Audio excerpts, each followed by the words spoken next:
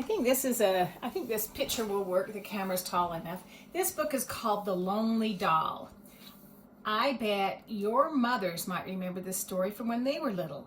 It's an old book. I remember reading it and checking it out at the library when I was a little girl. It was first published when I was 1 year old, so it's quite an old book. Anyway, instead of using pictures that someone has drawn, an artist has drawn, the person that wrote this book took photographs of a doll, Edith, and some teddy bears, and tells a story by using photographs. Once there was a little doll. Her name was Edith. She lived in a nice house and had everything she needed except somebody to play with. She was very lonely.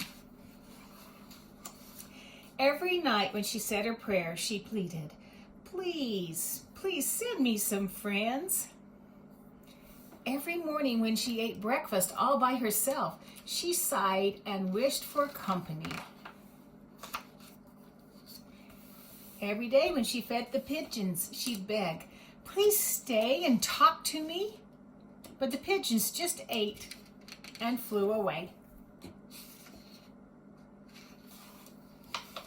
There's so much to take in the pictures, I probably won't turn them as fast as I read. Then one morning, Edith looked into the garden, and there stood two bears. The big bear bowed. "You must be Edith," he said. "I am Mr. Bear, and this is Little Bear. We've come to be your friends." Edith clapped her hands with joy. "You must have found me because I wished so hard," she cried. Mr. Bear gave her head a kindly pat. "Just wait and see what fun we'll have," Little Bear whispered in Edith's ear. She had never met any bears before, but she liked them at once. From then on, Edith was never lonely again.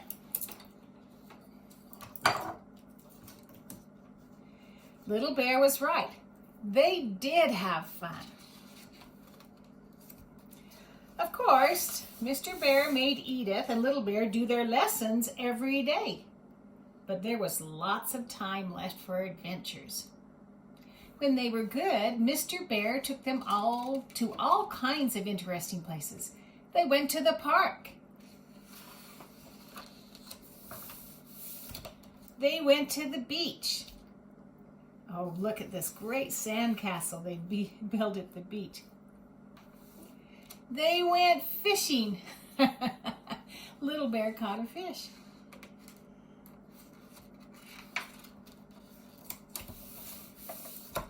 But when they were naughty, Mr. Bear had to scold them because they got too dirty. They're playing in the dirt, aren't they? Look how dirty Edith got.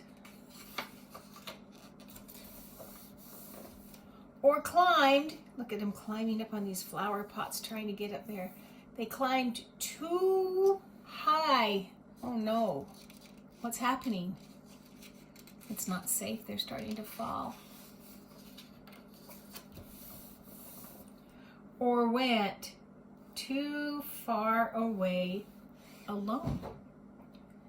One rainy day, Mr. Bear left Edith and Little Bear home by themselves. "Now, don't you get into any trouble," he said. "I hate rain," grumbled Edith crossly. "Why couldn't Mr. Bear take us with him? There's nothing for us to do to play indoors." "We'll find something," said Little Bear. "Come on, let's explore the house." They discovered a beautiful dressing room with a big mirror. For some reason, they had never gone there before. Edith climbed up to look at herself and got very cross indeed. "My hair looks dreadful, and I'm tired of this old dress," she muttered. "Look what I found," called Little Bear. "A whole closet full of clothes. Let's dress up." They don't have permission to be there, but I don't think that right now they care. Oh, let's, agreed Edith, but first I must do something about my hair. She tried making it into a knot. That looks very grown up. See how she's done her hair into a bun? Little Bear standing there with her rose. Try a flower, offered Little Bear. He snatched it from the vase. Can you see what is happening right here? It's tipping. And there's all this water. Uh-oh, look what happens. It tips over. All the water spilled. But Edith didn't care. Is she cleaning it up? Is she doing anything about it?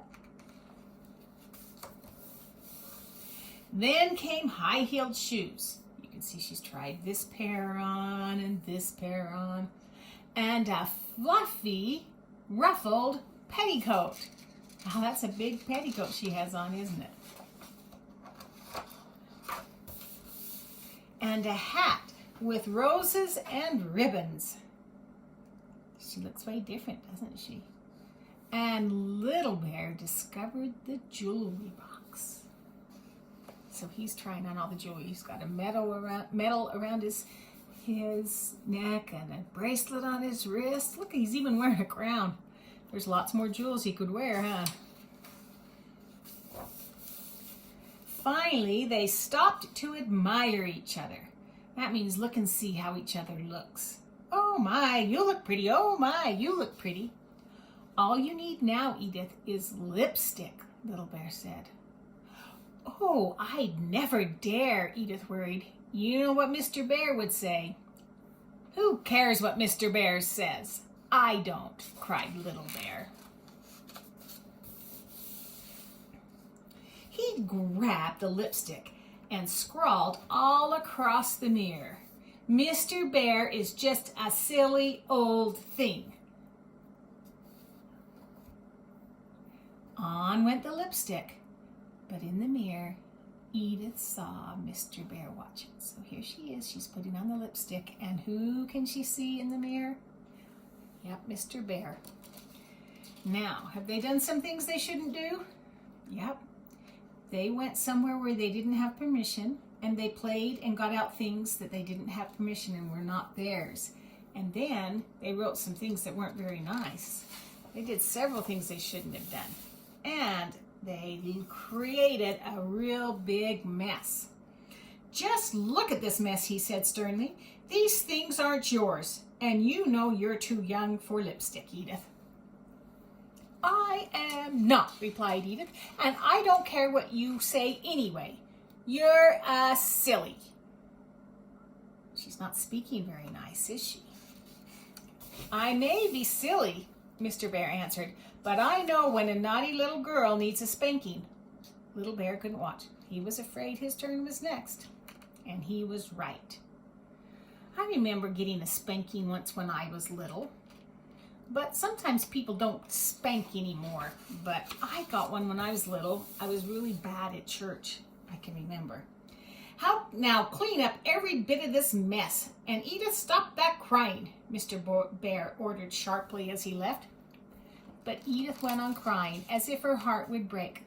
Oh, stop it, grumbled Little Bear.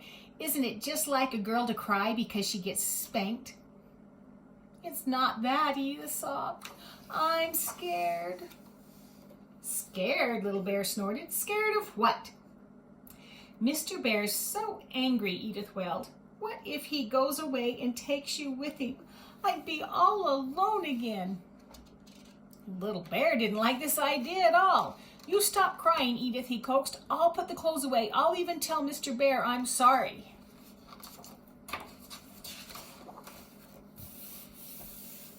Edith and Little Bear worked so hard that everything was tidy in no time. She's wiping up the water and cleaning off the counter, and they're getting dressed back the way they were. They put the jewels in the box. They found Mr. Bear reading his paper. Well, he said. I'm sorry, Edith said softly. I don't really think you're a bit silly. Yes, we're sorry, admitted Little Bear, and we cleaned everything up. And we won't do it again, declared Edith. Well now, said Mr. Bear, in that case, I think perhaps we can forget all about it. You notice that Edith did a couple of things really well in this, and so did Little Bear. First, they cleaned up their mess that they had made. And then, did you see that they were sorry for what they did? And not only were they sorry, but listen how Edith said it. I'm sorry, Edith said softly. I don't really think you're a bit silly. And then they said, we won't do it again. Did a lot of really important steps on that, didn't they? Oh, thank you, Mr. Bear, cried Edith, hugging him. I do just love you. I've been so happy since you came to be my friends. Please, will you promise to stay with me forever? Yes, forever, promised Mr. Bear solemnly. Forever and ever, shouted Little Bear.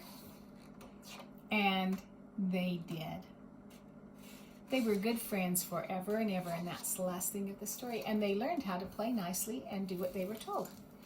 That's the end of the story. I hope you liked it.